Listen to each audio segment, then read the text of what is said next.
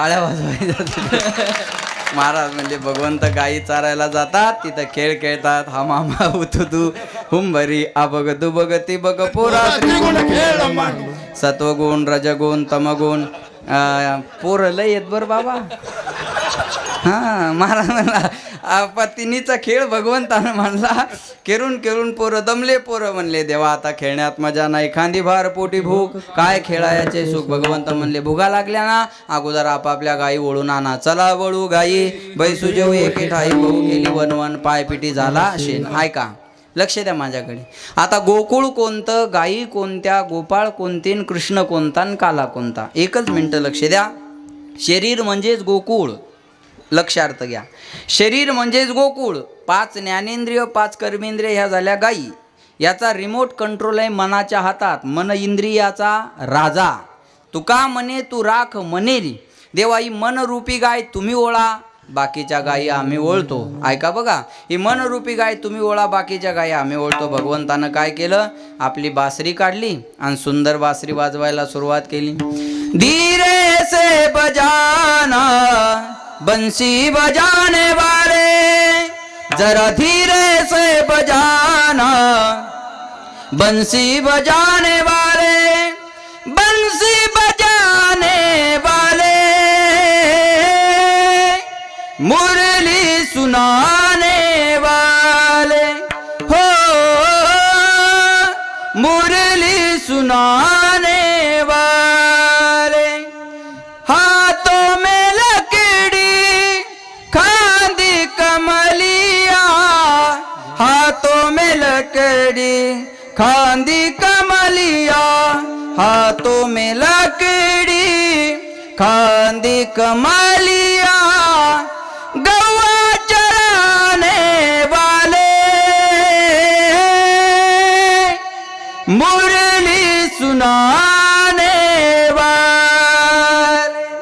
हर की मुरली बाजी रे, जमुना के तीर बाजे, जमुना के तीर.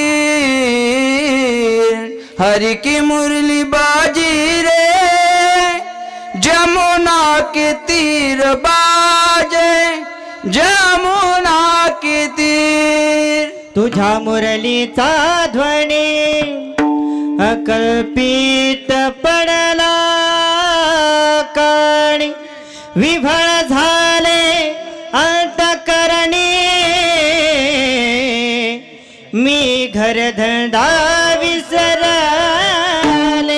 आहार सावळिया कशी वाजवली वाजवली मुरली, आहार सावळिया कशी वाजवली वाजवली मुरली, आहार सावळिया कशी वाजवली वाजवली मुरली, आहार सावळिया वाजवली वाजवली मुरली.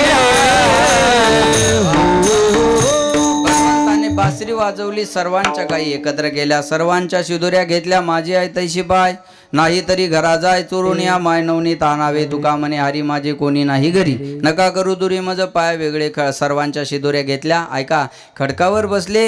अगोदर मोठे गोपाळ, मग लहान मग लहान मग लहान. भगवंत सर्वांच्या मध्ये, खांद्यावर कांबळी, डोक्याला मोरपीस, कमरेला बासरी, बोटात लोणच्याच्या फोडी.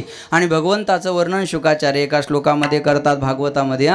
बिभ्रद्वेनुम जठरपडे हो शृंगवेद्रेज कक्षे वामे पानु मसुलोन कवलम तत्फलान्यंगुलेषु तिष्ठन्मध्ये स्वपरिसुरदोहो हास्यन्नर्मभिस्वयि स्वर्गे लोके मिषति भूभुजे यज्ञ भोग बाल केली.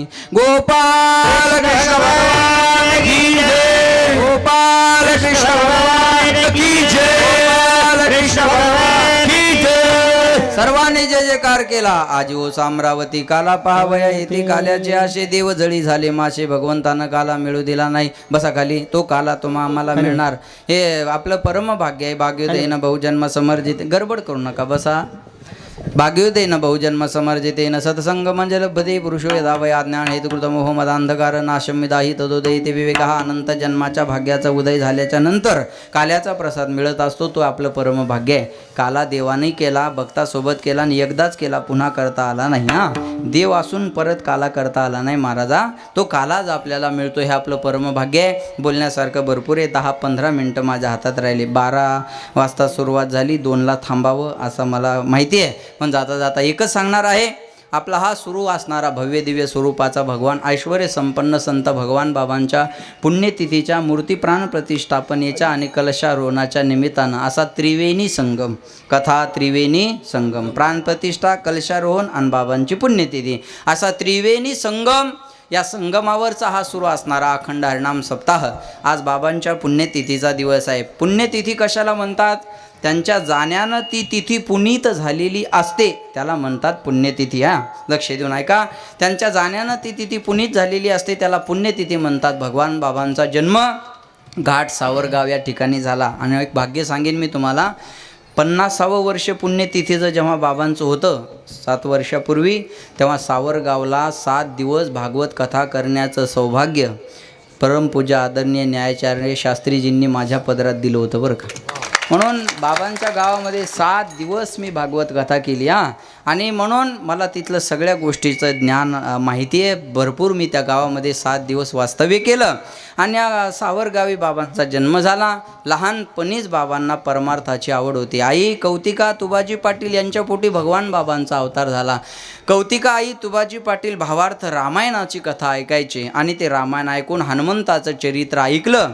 आणि आईच्या मनामध्ये असं आलं की हनुमंतरायासारखा मुलगा जर माझ्या पोटी जन्माला आला तर, म्हणून महाराज म्हणतात शुद्ध बीजा पोटी फळे रसाळ गुण. म्हणून भगवान बाबांचा त्या घरामध्ये जन्म झाला. पण ऐका, सूर्योदयाच्या समयाला भगवान बाबा जन्माला आले आणि त्या वाड्यातले 108 दिवे त्या ठिकाणी लागल्या. हा बाबांच्या जीवनातला पहिला चमत्कार आहे. आणि बाबा लहानपणी शाळेत 4थीपर्यंत गेले. नंतर दिंडी पंढरपूरला चालली होती, त्या दिंडीमध्ये पंढरपूरला गेले. सगळ्यांना इतिहास माहिती आहे, मी थोडक्यात सांगतो.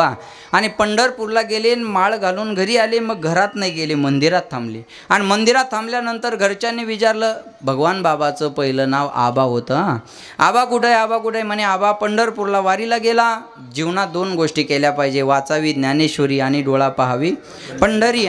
म्हणून भगवान बाबांच्या आवडीचे हे 2 विषय होते, एक ज्ञानेश्वरी आणि पंढरी. हे 2 आवडीचे विषय होते. म्हणून बैसोनी पाण्यावरी वाचविली ज्ञानेश्वरी. बाबानं ज्ञानेश्वरी वाचली. ऐका बरं का, बाबा एक तरी ओवी अनुभवावी, एका तरी ओवीचा अनुभव जीवनामध्ये आला पाहिजे, म्हणून भगवान बाबानं ज्ञानेश्वरी वाचायची. बघा, पंढरपूरला गेले, माळ घालून आले, बाहेरच थांबले मंदिरात, घरी गेले नाही.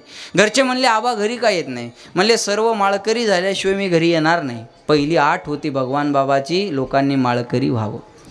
म्हणून आमदाराचा बाकी आदर्श घ्या नाही घ्या मला काही माहीत नाही, पण त्यांच्या गळ्यात माळ आहे एवढा आदर्श नक्की घ्या.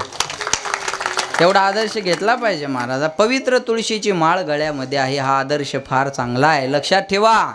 काय कमी आज? दुसऱ्या वेळेस आमदार असून सगळी गोष्टी जवळ आहेत ना महाराज. खरं तर तुम्ही जे करायचं ते करायला पाहिजेत, बरोबर आहे ना? कमी नाही ना कशाची. ज्यानं 300 रुपये रोजानं जायचं आणि संध्याकाळी 200ची प्यायची, काय फायदा आहे? आज यांच्याकडे काय कमी आहे? कोणती बी घेऊ शकतात नाही, बरोबर आहे का नाही? नाही, मग मी स्पष्ट बोलणारा माणूस आहे. पण महाराज पवित्र तुळशीची माळ गळ्यात आहे, हा आदर्श घेतला पाहिजे आपण सगळ्यांनी. हा आदर्श घेतला पाहिजे, लक्षात ठेवा. म्हणून निर्व्यसनी व्हावं बाबांचं हे पहिलं ध्येय होतं. मला आनंद वाटला एवढे सारे तरुण पोरं सप्त्यात आहेत. पण तुम्हाला माझे हात जोडून विनंती आहे दादा हो, तुम्ही माळकरी व्हा, तुम्ही माळकरी व्हा. सांगू तुम्हाला, जेवढे संसार व्यसनानं उद्ध्वस्त केले तेवढ्या ओल्या दुष्काळानं नाही केले. जेवढे संसार दारूनं उद्ध्वस्त केले तेवढे बेरोजगारीनं नाही केले. म्हणून माझी विनंती आहे तुम्हाला, दारू गांजा मटक्या गुटक्यात आयुष्य बर्बाद करण्यासाठी